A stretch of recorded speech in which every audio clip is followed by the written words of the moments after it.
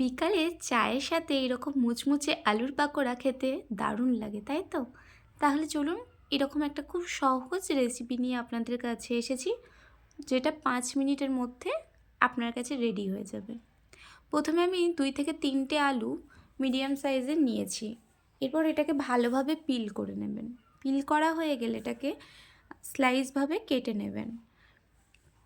তারপরে জলের মধ্যে প্রায় 10-15 মিনিট মতো ভিজিয়ে রাখবেন। এরপর আলুগুলোকে একটা পাত্রে নিয়ে তার মধ্যে প্রায় 3-4 চামচ মতো বেসন দেবেন। তার মধ্যে 1/2 চামচ লঙ্কা গুঁড়ো, 1/2 চামচ হলুদ গুঁড়ো, স্বাদ মতো নুন, 1/2 চামচ ধনে গুঁড়ো, 1/2 চামচ জিরে গুঁড়ো, 1/2 চামচ গোলমরিচ গুঁড়ো দিয়ে খুব ভালোভাবে এটাকে মাখিয়ে নিতে হবে। এর মধ্যে আমি জল খুব অল্প পরিমাণে দিয়েছি, কারণ আলু থেকে জল এমনিই বেরোয়। এরপরে একটা কড়াইয়ে ভালোভাবে সাদা তেল গরম হতে দেবেন। যেহেতু ডিপ ফ্রাই হবে তাই তেলটা একটু বেশিই দেবেন। এরপর তেলটা যখন গরম হয়ে যাবে তখন ওই আলু আর বেসনের মিশ্রণটা এর মধ্যে দেবেন। আর আঁচটা সবসময় মিডিয়াম আঁচে রাখবেন। আচ্ছা, এখানে আপনাদের বলে রাখি, কিছু ট্রিক্স আপনাদের বলে রাখি। ওই যে ব্যাটারটা, বেসন আর আলুর ব্যাটারটা করবেন, তার মধ্যে একটু গরম তেল দিয়ে দেবেন।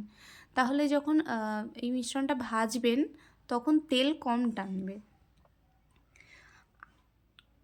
আর এই আলু পাকোড়াটা ভাজার সময় আঁচটা সবসময় মিডিয়াম আঁচে রাখবেন, তাহলে এই পাকোড়াটা খুব ক্রিস্পি থাকবে।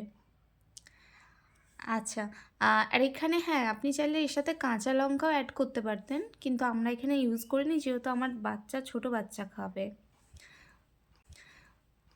ছোট বাচ্চাদের এরকম ভাজাভুজি খাওয়া আমিও সমর্থন করি না, কিন্তু তবুও বলবো, বাইরের ভাজাভুজি খাওয়ার থেকে বাড়িতে এইভাবে বানিয়ে নিলেই একবার অন্তত দেওয়াই যেতে পারে বাচ্চাকে।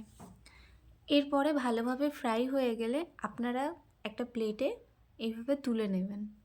ব্যাস, তাহলেই রেডি। আমার এই সিম্পল রান্নাগুলো যদি আপনাদের ভালো লেগে থাকে তাহলে অবশ্যই আমাকে লাইক করবেন, ফলো করবেন, কমেন্ট করবেন এবং হ্যাঁ, সাবস্ক্রাইব করতে ভুলবেন না যেন।